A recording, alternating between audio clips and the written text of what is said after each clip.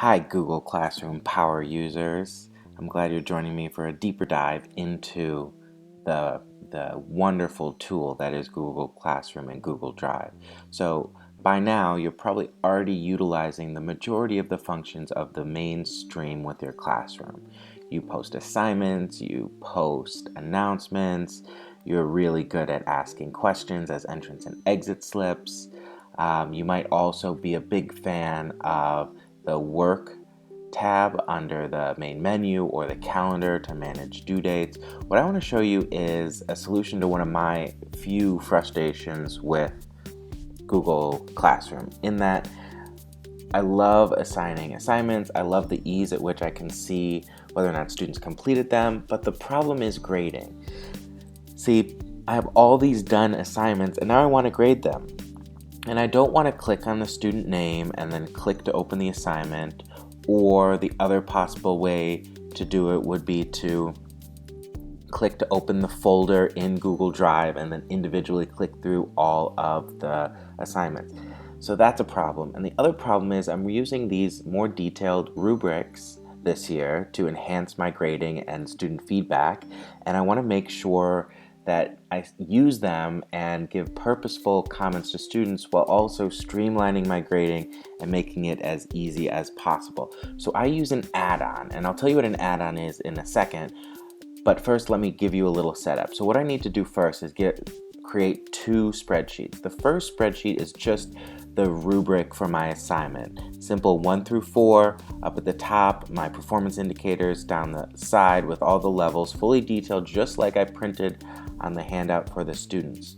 The second spreadsheet is blank, but it won't be for long. So what an add-on is, and that's what this menu is up here, an add-on is a macro or computer code that sits on top of an existing Google Drive Google Drive page, and it's almost magical. I wish I knew more about computer programming. So you'd want to click add-ons and install Doctopus. Now I already have Doctopus installed and I've already run it a couple times. So I'm going to open it up, and it pops up this menu on the right hand side. And what Doctopus does is it looks through my drive and finds assignments that need grading. So I'm going to use Doctopus to ingest a Google Classroom assignment, and I want to take my Civics B period and look for the assignment that they just finished doing, Unit 2 assessment. And it's going to look, and it's going to do some behind the scenes searching to find all of the files associated with this assignment. So there's 15 students in that class. It should find all 15, understand their names, and find them. Now only 14 have turned in, but I want all of them. So I'm going to click ingest. That would be in case a couple students haven't turned in or they forgot to click turn in, because I know that can be a problem. The students finish the assignment, they forget the very last step, which is to click turn in. And so this takes a few seconds, but it's worth it. This is a time where I'd have another tab open to do something else. And so it pulls in the student names, emails. It does a bunch of wonky stuff with extra information that I don't really need. It gives me a link to the assignment, but the most powerful thing is it gives me the option to attach a Goobric. And the Goobric is the rubric I created in that other spreadsheet. So I'm going to find it either in my drive or in my recent. I recently used this, so there it is again. I'm going to use that and attach it to this document. So again, it calls itself Magic, and this is a teacher-created tool. It's really wonderful that some teacher went out and created this tool for us to enhance our use of Google Drive. So it takes a little while, and as I mentioned before, I usually have a separate tab open with, I'm as bad as the students. I'll have Netflix going in there, watching a little Daredevil while I'm working on my grading. So it's almost done here. And what it's doing is it's taking my rubric and attaching it to each page of student work. And then what it does is it rebuilds the sheet with this new column here that's entitled Goobric link. And so I want to open the link to, let's open the first one, to this top student alphabetical assignment, and it gives me these 2 extra windows. And what happens is those windows populate for me 2 extra tools. They give me all of my performance indicators and levels. So let's say on this first one, which is my civics content standard, I'm going to read this assignment down here, and I think it's a 3. So I'm going to give it a 3. And I'll do all of the other ones as well.